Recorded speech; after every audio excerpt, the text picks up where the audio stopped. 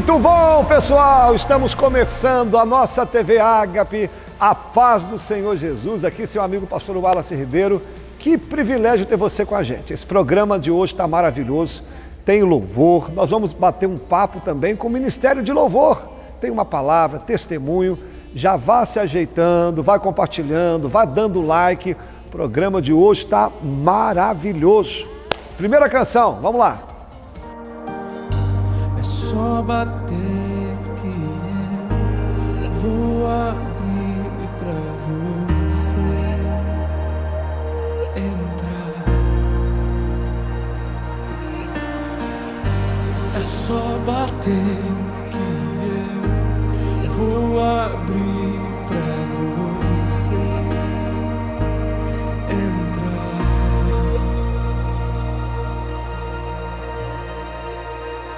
Eu já coloquei as minhas vestes brancas, estou só te esperando. Vem, vamos dançar, Maranata,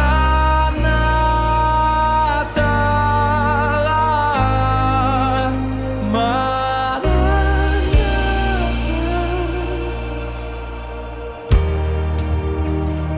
Minhas lamparinas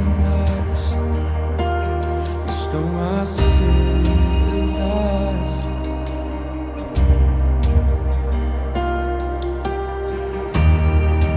só estou esperando o barulho dos seus passos em direção à porta.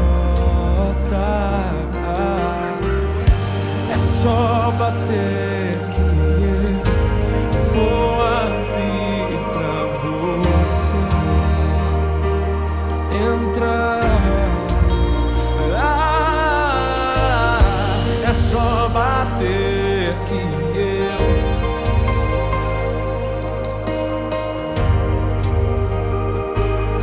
entrar.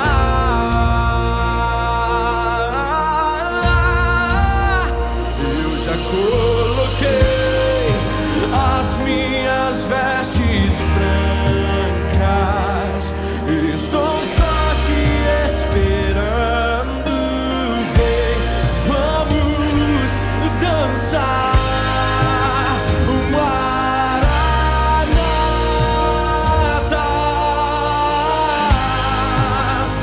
Maranata. Eu já coloquei as minhas vestes, estou só te esperando, estou só te esperando. Vem, vamos dançar, Maranata,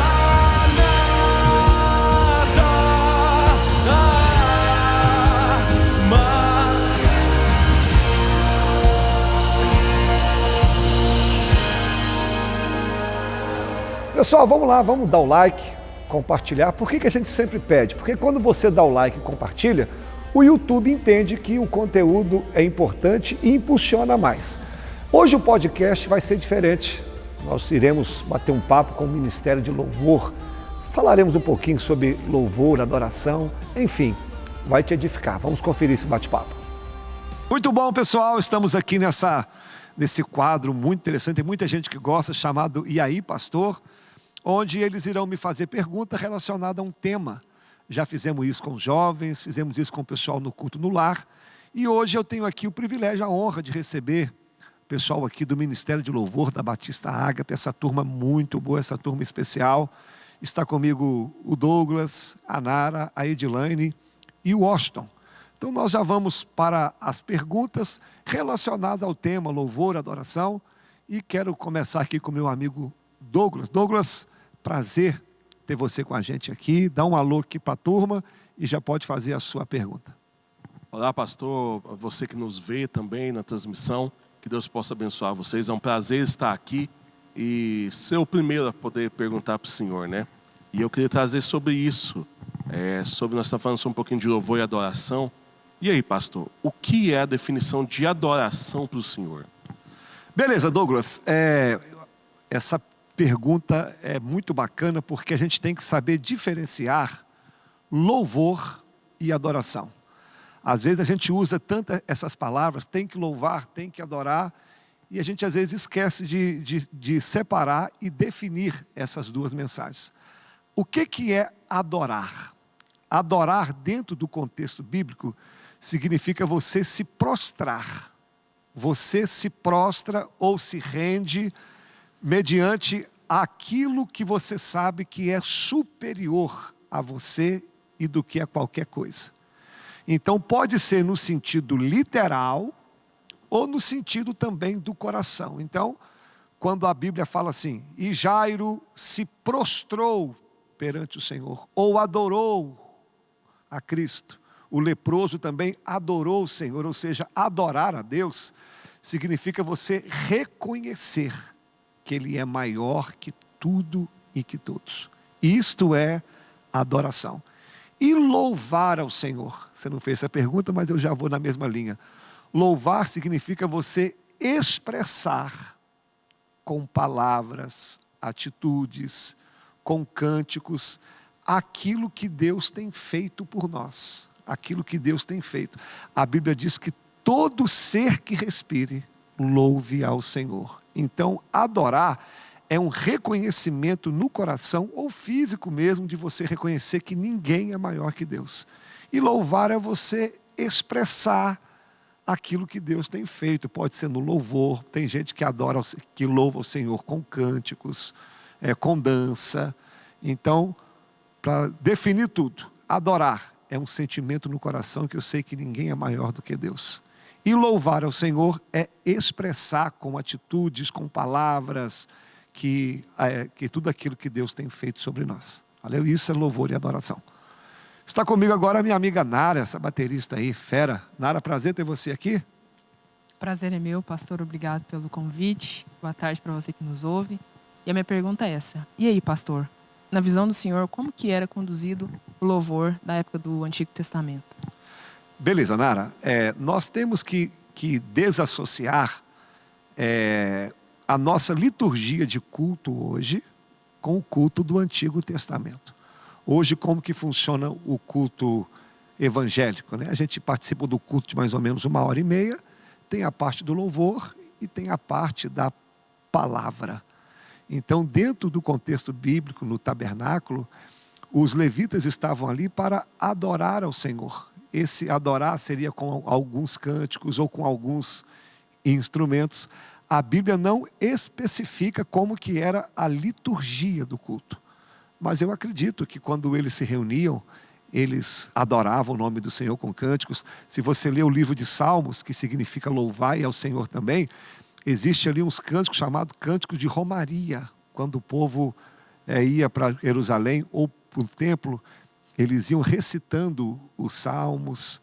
Então não é uma liturgia parecida com a nossa, que tem o louvor e depois a palavra. Mas também não tem uma definição específica. Eu imagino que quando eles se reuniam antes do sacrifício ou depois do sacrifício ou o momento de romaria, eles iam adorando o Senhor ou recitando alguns salmos que são canções e louvores. Beleza, Narinha? Olá, pastor, é um prazer estar aqui. E minha dúvida é, e aí, pastor? Na Bíblia nós vemos que nas batalhas, nas guerras do povo de Israel, os levitas eles iam à frente da guerra. Por que que eles tinham que ir na frente da guerra tocando instrumento? Muito bom. Essa é a Edilane, a nossa querida, amada irmã, uma bênção. Edilane, então vamos lá. Essa sua pergunta, na verdade, isso não era uma regra. Isso aí teve alguns casos específicos, a qual está me vindo à mente aqui a história de Josafá. Que geralmente quando tinha uma guerra, uma batalha, era coisa sangrenta. Às vezes que os levitas nem para a guerra não iam, porque era coisa sangrenta, de espada, de morte. E os levitas, eles não foram chamados para pegar espada, para ir à guerra, porque eu entendo também que no reino de Deus, tudo funciona de forma organizada. Tem aquele chamado para batalha, tem aquele chamado para adoração. Um exemplo disso, a guerra do povo de Deus em Êxodo 17 contra os amalequitas, Josué estava no campo de batalha com a espada na mão. E Moisés, no alto do monte, estendido. Por quê? Cada um no seu lugar. Mas dentro da sua pergunta, por que para essa guerra específica eles foram chamados? Porque tem guerras, Edilane, que a gente não vence com espada. Tem guerras que a gente vence através do louvor e da adoração. Porque naquele momento de medo que o povo de Israel estava, segundo Crônicas 20, eles estavam enfrentando 3 exércitos fortíssimos. Eles estavam próximos, que Josafá apavorou, ele teve medo, mas ele vai para o templo, vai para a casa do Senhor, ele adora e Deus diz a ele, nessa guerra você não terá que pelejar. Então essa guerra era especificamente uma guerra do Senhor, uma guerra santa, assim dizendo. Então, para responder a sua pergunta, nós temos que louvar a Deus em todo momento. Em tempos de guerra, em tempos de paz, em tempos de portas abertas, em portas fechadas. Mas tem guerras que a gente só vence com louvor e adoração. Então, eu acredito que seja por isso que o Senhor pediu que os levitas fossem à frente. Conosco agora, nosso homem de Deus aí, o Washington. Para quem não sabe, o Washington ele é polivalente, né, pessoal? Ele ajuda no louvor, ajuda na mídia. E toda essa produção aqui é ele que faz ao lado do Gleison e está nos ajudando aqui também nesse quadro. Washington, prazer ter você aqui. Prazer, pastor. Fala, pessoal que está nos assistindo aí. A minha pergunta é um pouco mais atual, né? Nós sabemos hoje que a maioria dos músicos, né, do meio secular, eles foram formados na igreja, né? A maioria dos músicos hoje que tocam no mundo secular, eles saíram da igreja, né? Eu queria saber, na sua opinião, o que faz ser atrativo, né, para esses músicos saírem da igreja, né, e estando no mundo secular, né, e de que forma a igreja ela pode ajudar, né, contribuir com esses músicos para que eles fiquem na igreja. Qual que é a sua opinião sobre isso? Washington, essa pergunta também é fogo, muito boa. Então, Washington, eu tenho uma visão muito fechada em relação a isso. Eu sei que tem alguns colegas que pensam diferente de mim, eu respeito também. Eu sei que na igreja também, a qual eu sou pastor, nem todos concordam com esse meu posicionamento, mas eu tenho uma visão muito radical em relação ao louvor e música secular. Porque eu entendo que louvor não é coisa da terra, louvor é coisa do céu. Porque se você ler Apocalipse capítulo 4, você vai ver que no céu, neste momento, tem louvor e adoração o tempo todo. O louvor não cessa. E todas as vezes que Deus incentiva alguém a louvar, ou algum servo do Senhor louva aqui na terra, o céu desce. Foi assim em Atos capítulo 16 com Paulo e Silas, foi essa batalha que a Edilane citou. E nós somos imagem e semelhança de Deus, ou seja, nós somos parecidíssimos com Deus. E Deus, por amar o louvor, eu volto aqui, Deus, por estar entronizado entre os louvores, nós também somos atraídos pela música. E o inimigo das nossas almas, ele sabe disso. Alguns até acreditam que ele fazia parte do louvor. Então, ele sabendo disso, ele sabe aquilo que nos atrai. E se tem uma coisa que atrai qualquer ser humano é música. Você não consegue... eu, particularmente, eu nunca vi alguém que falasse, eu detesto música. Não tem. Então, quando nós temos a música para Deus, o inimigo, ele faz algo para tirar o louvor de Deus e trazer o louvor ou para a gente ou para as outras coisas. Um outro exemplo, não existe uma festa secular que não tenha música. Toda festa secular grande tem música, porque ele sabe o poder que a música tem entre nós. Então, eu vejo que os músicos enfrentam essa batalha, não importa se ele canta ou toca, porque a música é algo latente em nós. Então, quando vocês estão exercendo o dom de vocês, o chamado de vocês, a própria glória de Deus desce aqui. Tanto é que tem culto que às vezes não gasta nem a palavra de tanta glória. E o inimigo, sabendo disso, ele vai usar aquilo que ele tem em mãos. E às vezes, eu acho, como você mesmo disse, as ofertas que o mundo dá são tentadoras, porque nem sempre as igrejas conseguem bancar um músico. E antigamente tinha um preconceito falando que o músico era à toa, que o músico não trabalhava, sendo que quem é músico sabe o preço que isso é. Isso ninguém fica bom à noite para o dia. e o mundo te paga. O mundo, às vezes, a igreja não pode que te pagar. O camarada tem que sustentar.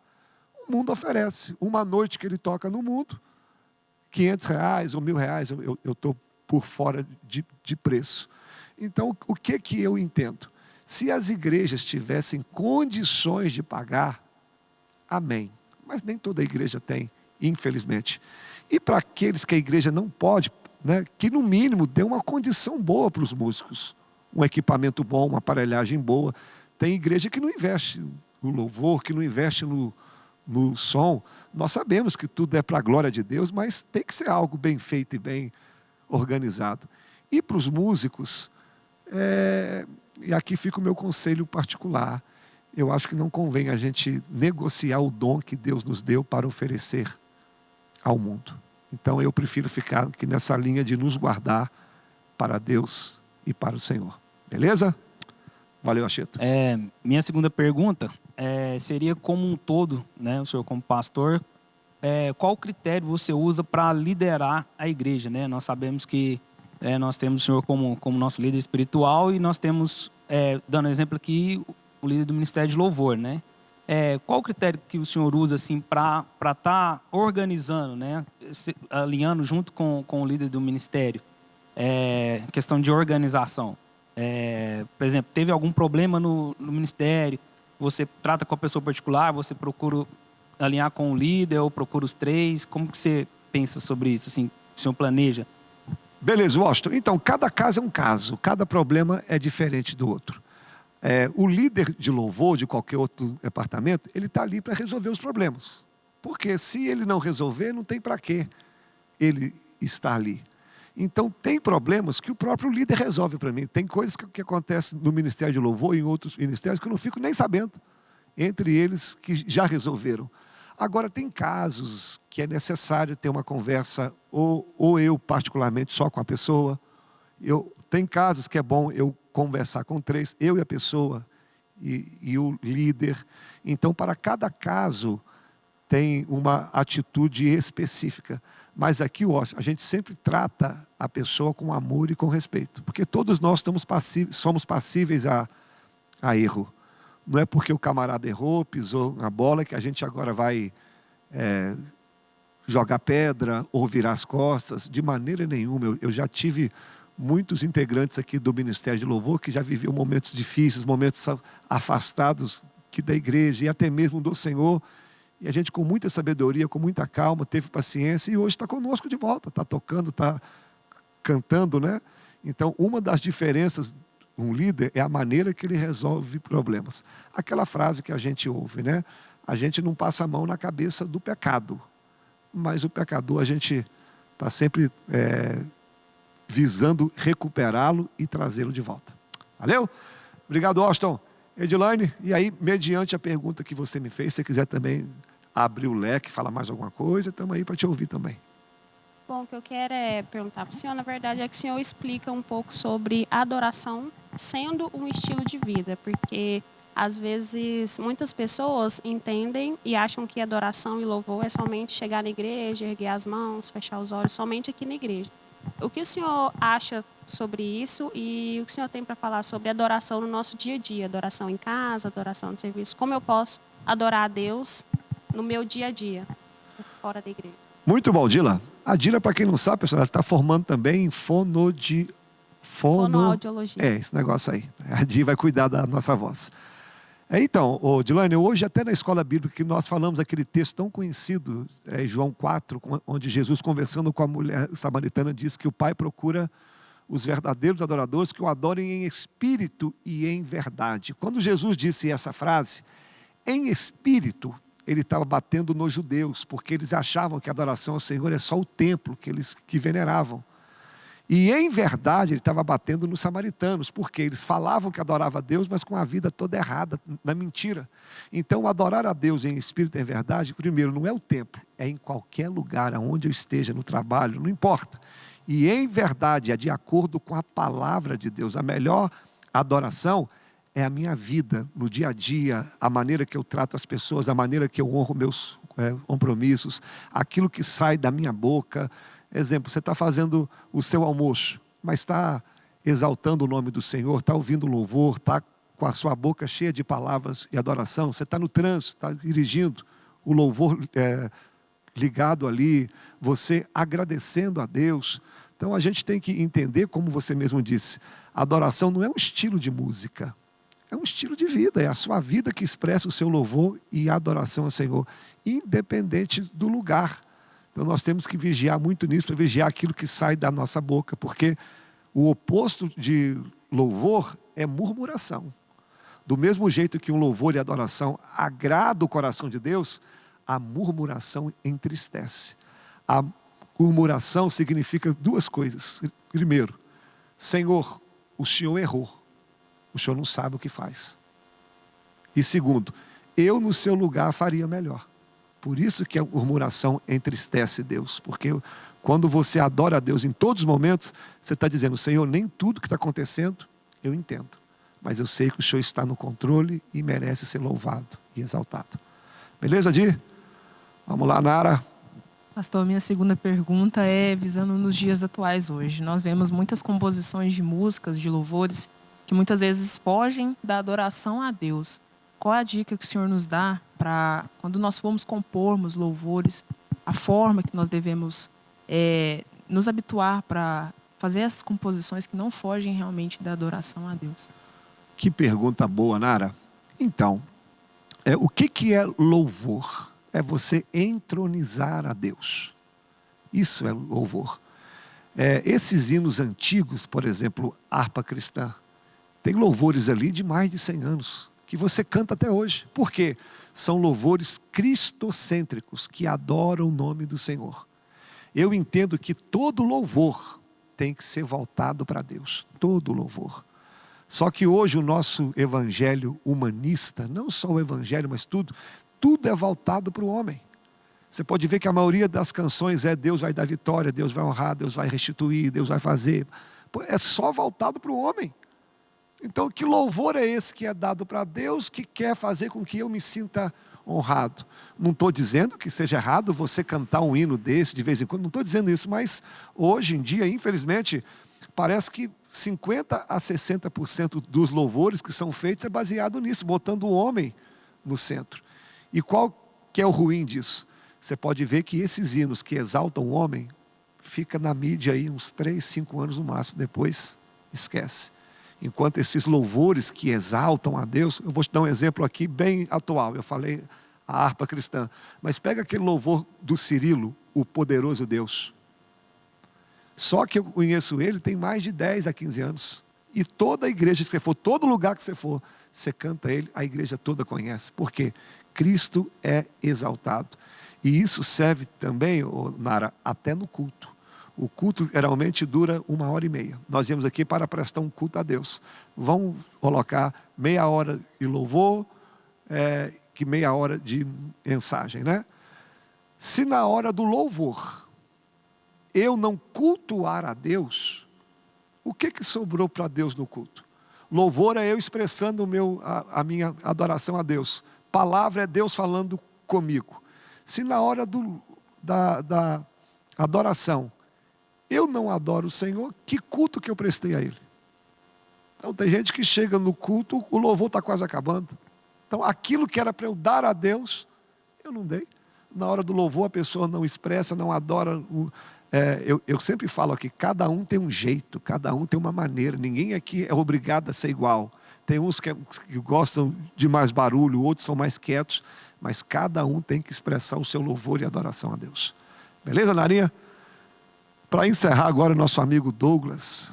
Pastor, pegando um pouquinho do tema até que a Ana falou, o Washington também trazendo para mais atualidade, o salmista vai escrever que todo ser que respira louve ao Senhor. E nós sabemos que a música tem um poder de trabalhar no emocional da pessoa.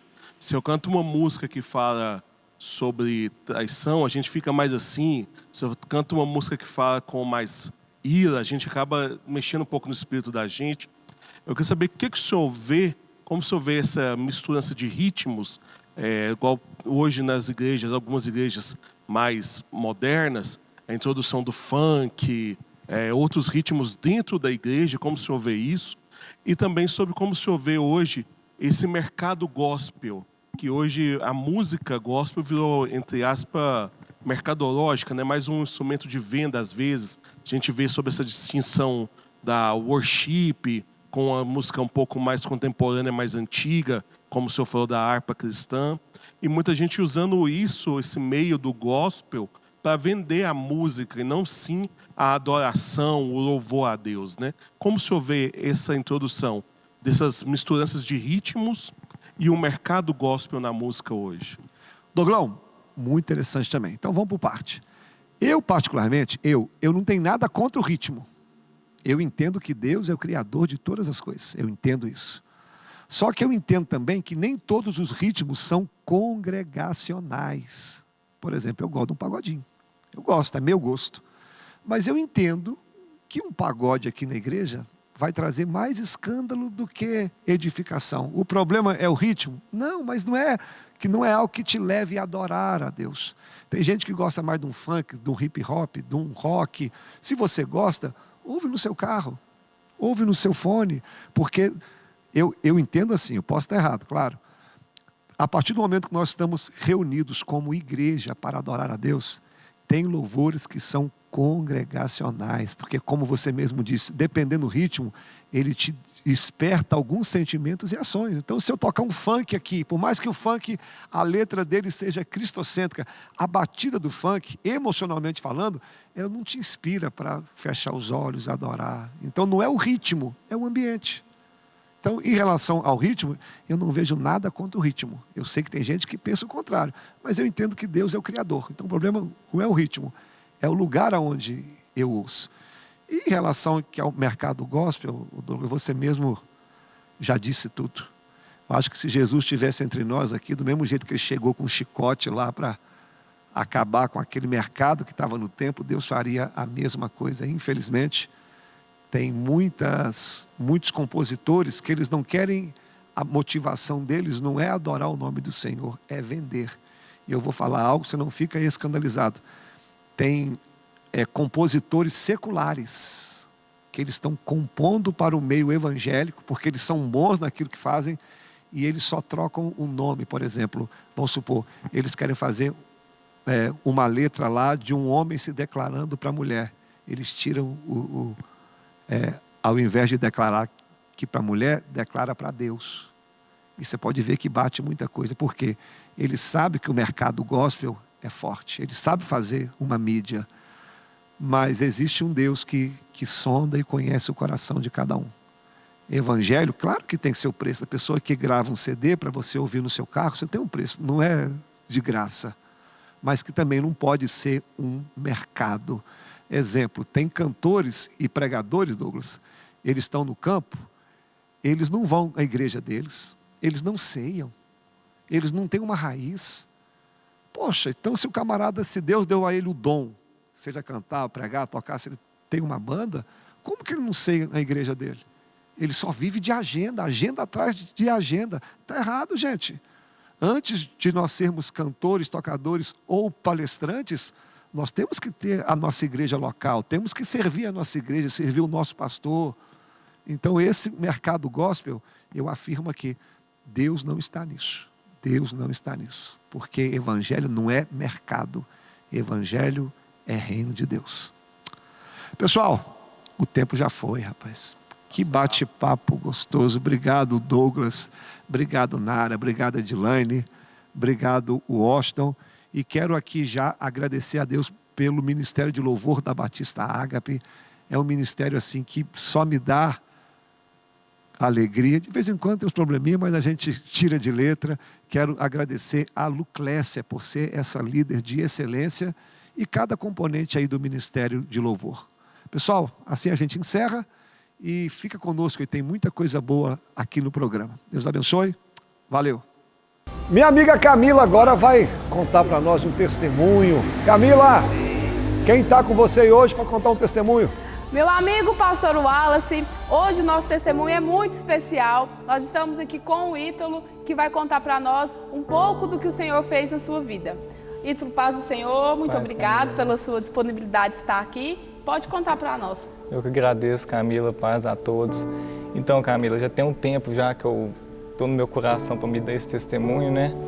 No final de 2021, a minha filha sofreu uma doença de pele e Deus usou algumas pessoas para me trazer para a igreja, né? E minha filha foi uma delas. Nessa doença, a gente levou ela em vários médicos e ninguém sabia o que era. A gente comprou vários remédios, compraram várias pomadas, gastamos uma fortuna até o que a gente não tinha. E não curava, né? E nesse momento, nesse meio tempo da minha filha com essas feridas, ela andava uma pessoa muito triste, ela estava irreconhecível, ela não era mais minha filha.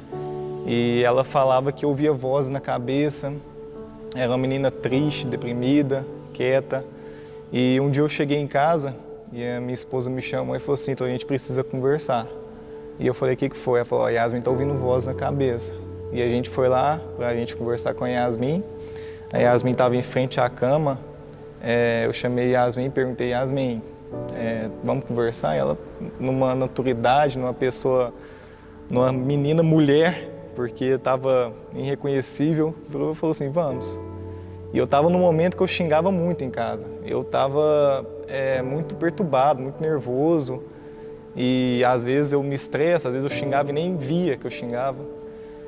E na conversa minha e dela, eu fui e perguntei para ela: Yasmin, você está ouvindo voz na cabeça? Que a mamãe comentou. E ela falou: sim, papai, estou ouvindo voz na cabeça. E o que a voz falou para você? A voz falou que Deus se colocou as feridinhas, mas não é, né, papai? Deus está curando, não é? Aí eu falei: sim, filha, Deus está curando. Ela pegou também, né, e me virou para mim e falou assim: papai, você tem que parar de xingar, você xinga muito. E aí foi como se fosse um tapa na minha cara, né? E aí ela me chamou para ir na igreja, ela vinha já com a irmã Daiane. E eu falei: vamos, só que, né, nem dei muita moral, assim, digamos, né? E continuei conversando com ela. E ela, séria, né? É um momento como se fosse minha filha mesmo. Eu peguei e falei: o que mais que a voz falou?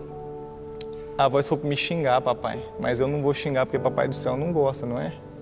Aí eu falei: filha, você tá certa. E aí a minha esposa, já sabendo quem que era a voz, né? Que ela tinha contado para que minha filha tinha contado para minha esposa pegou e falou: Yasmin, quem que era a voz? E ela falou: mamãe, eu não vou falar, porque é um nome muito feio e a senhora já sabe. Então, esse é meu testemunho. Né, a partir daí que eu comecei a entender as coisas, que eu comecei a vir na igreja, ela que me trouxe. A minha filha, ela tem uma luz dela, ela chegava em casa cantando louvor, eu nem sabia o que era louvor. Então ela que me trouxe para a igreja e a partir daí Deus foi me dando uma vida nova, né, uma outra vida. No primeiro culto que eu vim, o pastor Gilberto, ele pediu para todo mundo viesse aqui na frente, ninguém veio. Eu estava aqui na frente, a igreja estava lotada, e ele repetiu 3 vezes, e ninguém foi na frente.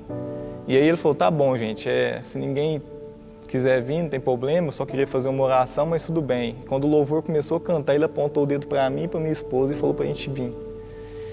E eu, todo tímido, cheguei aqui na frente, ele falou assim: Deus já está curando a sua filha.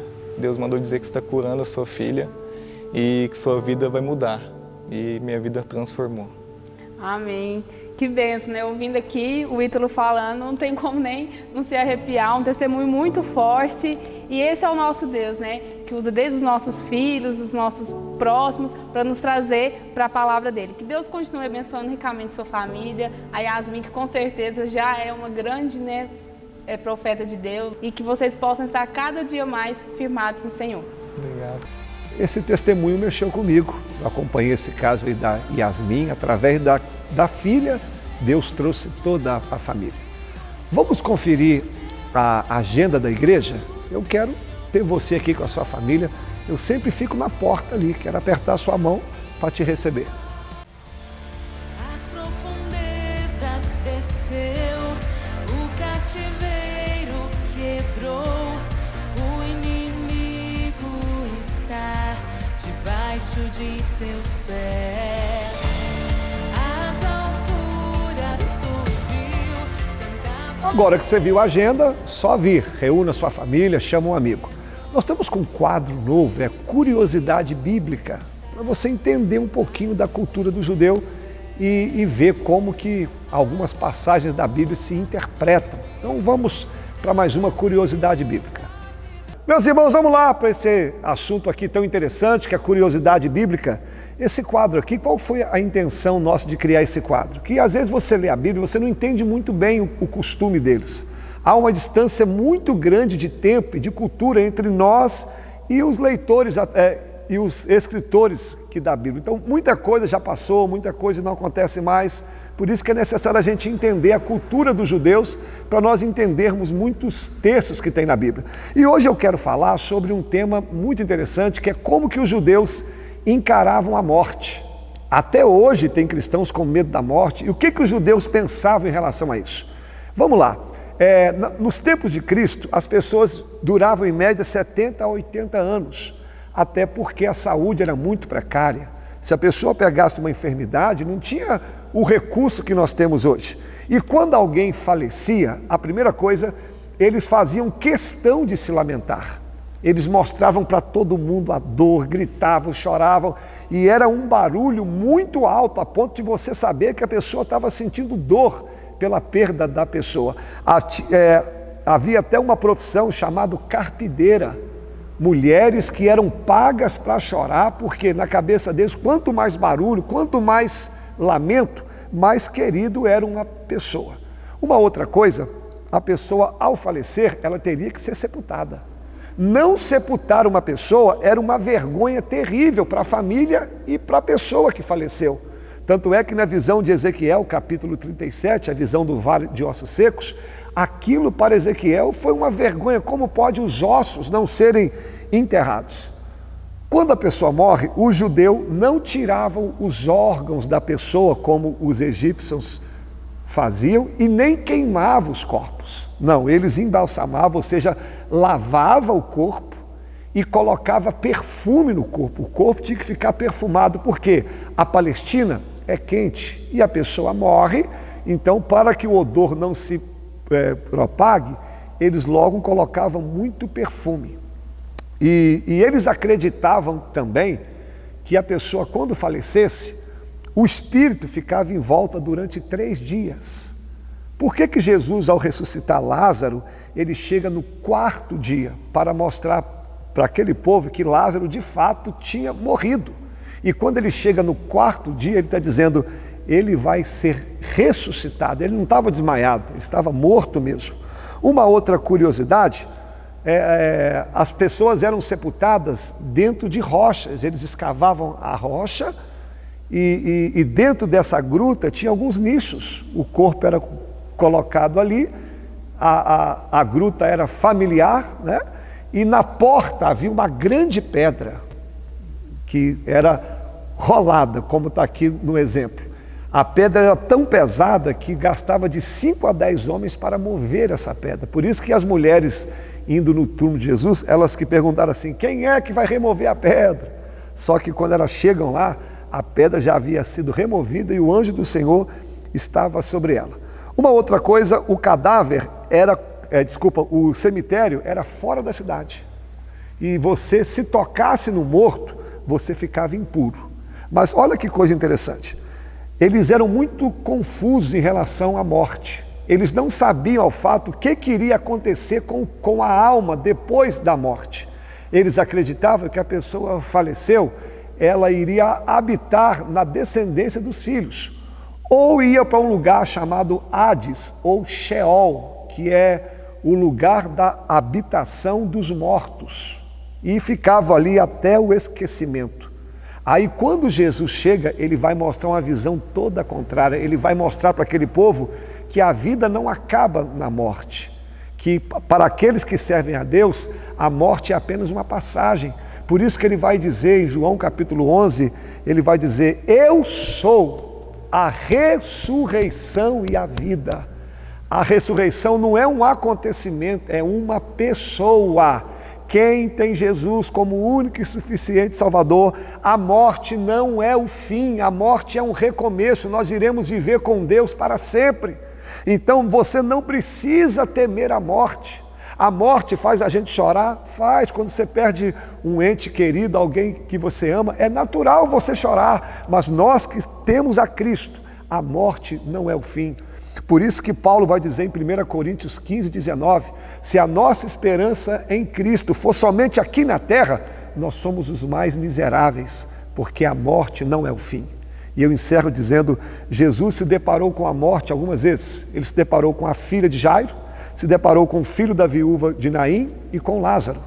A filha de Jairo era uma criança de mais ou menos que 12 anos. O filho da viúva de Naim, um adolescente. Lázaro já era um homem mais velho.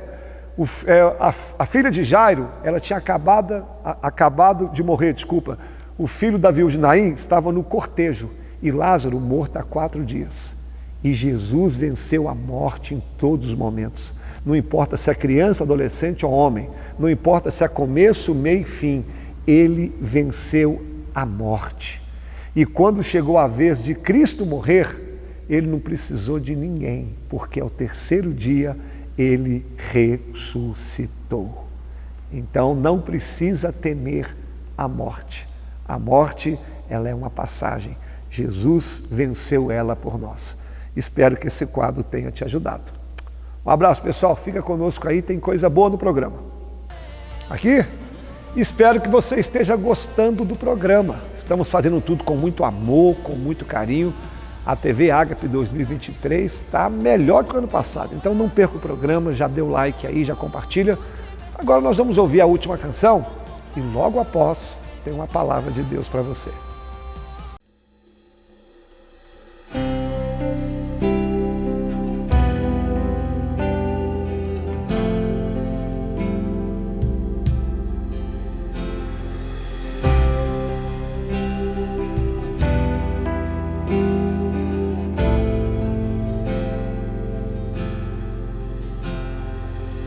O seu amor nunca mudará.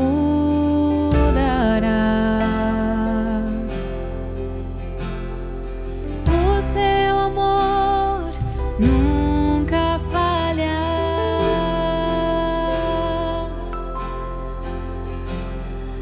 Vai além das minhas fraquezas.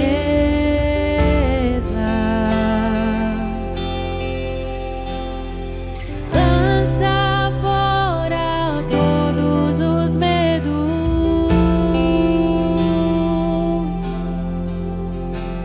e quando penso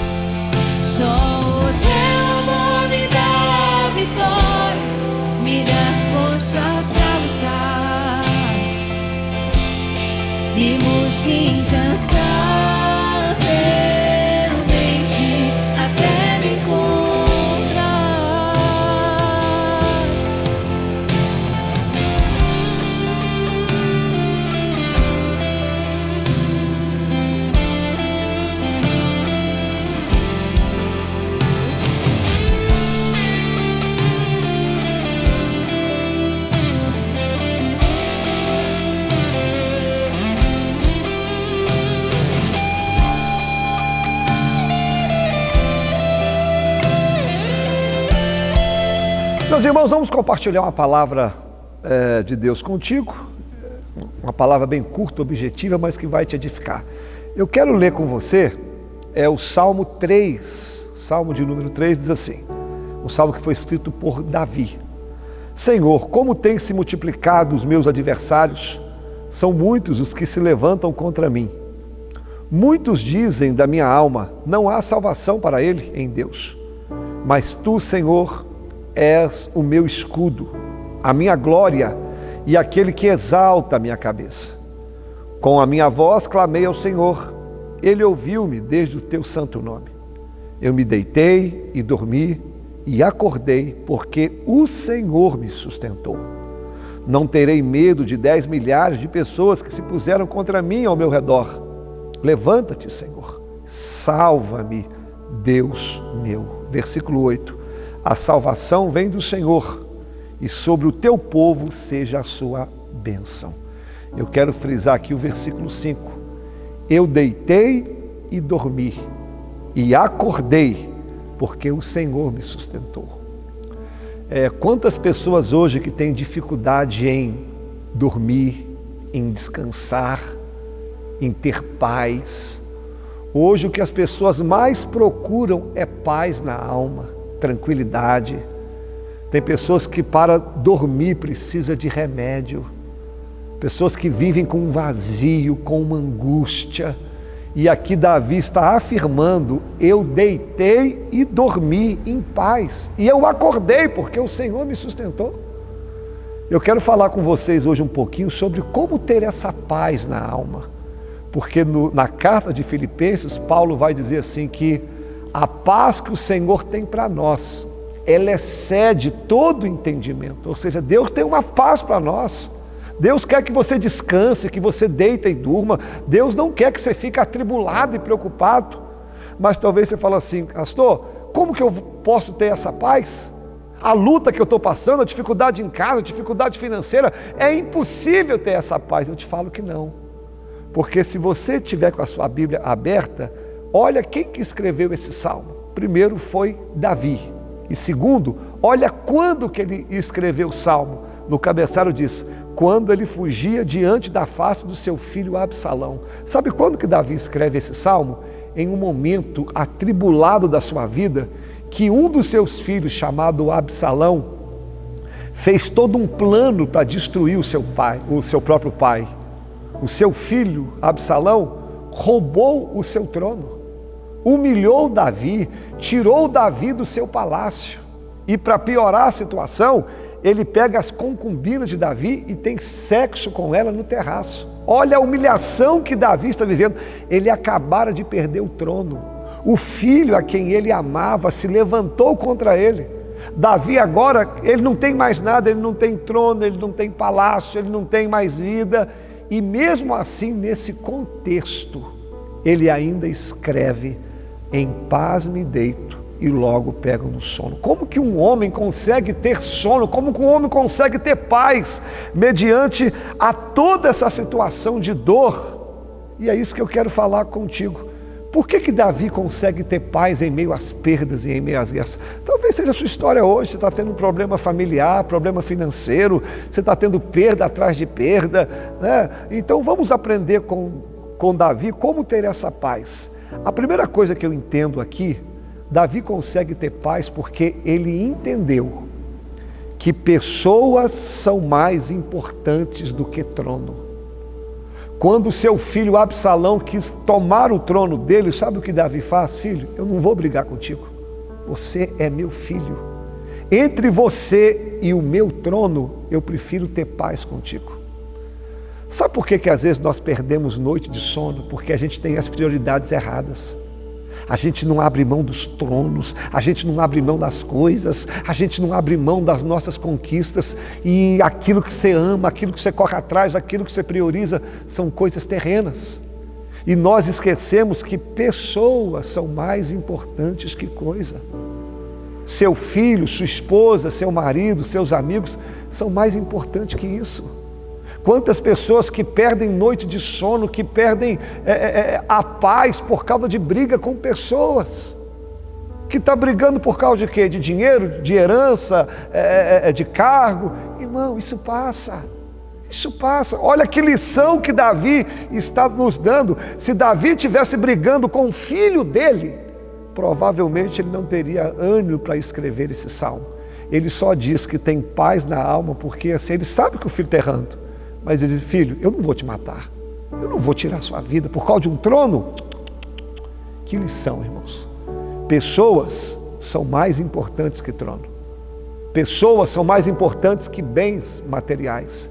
Então só encontra essa alma, só encontra essa paz na alma aqueles que têm a prioridade correta. Sabe que o que mais importante que qualquer coisa é Deus e as pessoas. A segunda coisa que me faz ver aqui em Davi, para você ter essa paz, ele escreve esse salmo orando. Irmãos, ninguém consegue ter paz na alma se não orar.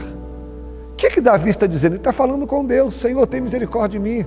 Senhor, muitos são os meus inimigos. Senhor, são muitos aqueles que me afrontam, mas Tu és o meu Deus, Tu és a minha glória. Irmãos, a oração, ela traz a paz que a gente tanto necessita. Já pensou se Davi não tivesse orando aqui, ele vendo o seu próprio filho tirando o seu trono? Já pensou se ele fosse desabafar com os outros? Ou se Davi fosse tirar satisfação com o seu filho? Às vezes nós, antes de falar com Deus, a gente quer falar com as pessoas. A gente quer ter a paz na alma, mas sem orar. É só Deus, escute isso aqui, só Deus pode dar essa paz na sua alma que você precisa. Você já orou? Você já apresentou essa causa diante de Deus? Você já orou de verdade? Agora, entenda algo, orar é descansar, é deixar Deus agir. Davi, quando fala, Senhor, grandes são os meus inimigos, grandes são os meus adversários, Davi ora e Davi não guerreia mais. O nosso problema é que a gente ora, a gente apresenta de Deus, mas quer partir para cima, quer continuar usando a espada. Não é assim que Deus trabalha, irmãos.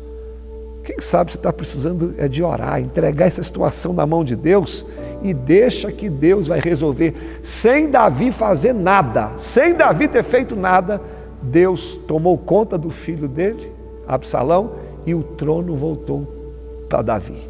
E a última coisa para nós encerrarmos, como que Davi consegue ter essa paz? Mesmo perdendo o trono e em guerra com o seu filho. Primeiro, eu disse que ele tem uma prioridade certa da vida. Pessoas são mais importantes que coisas. Segundo, ele ora.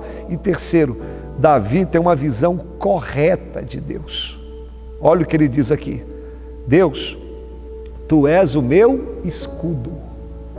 Os inimigos estão à volta, ele corre risco de morte, mas ele sabe que Deus é escudo. O que é escudo, irmãos? Escudo é um instrumento de guerra que você usa para se defender. O escudo vai aonde? Na frente. Então, por que Davi tem paz? Porque ele sabe que Deus é escudo. Deus está à frente e Deus te protege. Você só vai ter essa paz na alma quando colocar Deus como seu escudo. Deus tem que estar à frente. Deus tem que ser a sua prioridade. E outra, quem vai te defender não é o seu carro. Quem vai te defender não é o seu cargo. Quem vai te defender não é a sua arma. Quem vai te defender é Deus. Ele é o seu escudo. Deixa quem quiser falar, deixa quem quiser te criticar. Ele é o teu escudo. A segunda visão que Davi tem de Deus, fala assim, Tu és a minha glória. A glória de Davi não é o palácio. A glória de Davi não é o trono. A glória de Davi não é o título. A glória de Davi não são as concubinas. Deus é a glória de Davi. Quando você tem esse entendimento, você tem paz. O que Davi está dizendo? Senhor, eu posso perder tudo, mas eu não quero perder o Senhor. Tu és a minha glória. Faça do Senhor o seu tesouro maior. Tem uma história que eu gosto de contar. Tem uma história que o ladrão entrou numa cidade e ele roubou o rico e o pobre. Só que o pobre era cristão. Aí quando os dois estão lá na delegacia, o rico xingando, amaldiçoando, e o pobre, que era crente, adorando a Deus, exaltando o nome do Senhor. Aí o rico fala assim, por que você está cantando aí, rapaz? Além de pobre, é doido. O que você está adorando a Deus? Você perdeu todo o seu tesouro? Aí ele falou assim, não perdi todo o meu tesouro não. Como que você não perdeu? Que o ladrão que roubou tudo que você tem? Ele falou, não, o meu ladrão, o meu tesouro está num lugar onde ladrão não entra e traça não corrói. Aquilo que eu tenho de mais precioso não está na terra, está no céu. E isso meu Deus guarda.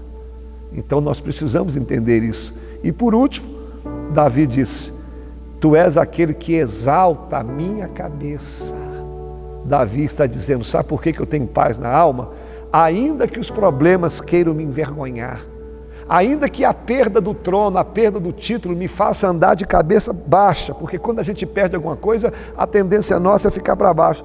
Mas ele diz, Deus me exalta a cabeça, é Deus que me ergue, é Deus que me põe de pé, é Deus que me fortalece, é o Senhor que firma os meus passos.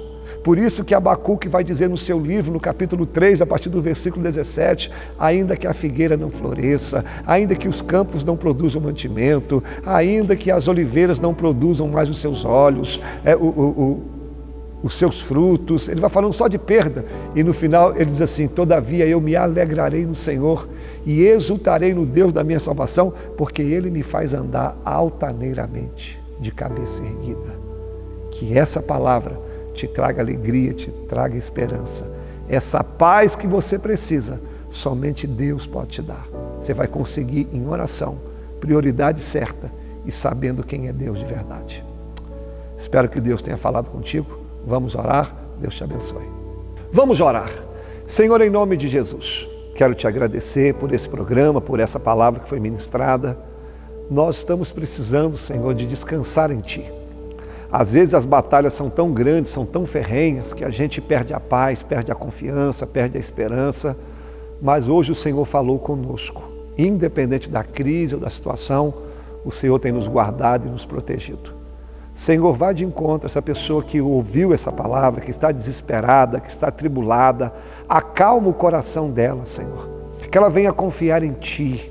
Senhor, essa enfermidade que tem assolado essa família, não há nada que o Senhor não possa fazer. Cura essa enfermidade, essa porta que está fechada, essa causa na justiça, esse pai de família, essa mulher que está desempregado, Senhor, abre essa porta. Essa pessoa também que está afastada do Teu Evangelho, que ela possa se reconciliar contigo. E esse que ainda não Te aceitou como o único e suficiente Salvador, que eles possam fazer isso nessa noite. Eu abençoo cada vida que ouviu essa palavra e declaro toda sorte de bênçãos. Em nome de Jesus. Amém. Que pena, chegou ao fim. Espero que você tenha sido edificado. Não esqueça depois de compartilhar. Permitindo Deus, estaremos aqui na próxima semana. Valeu, pessoal. Obrigado.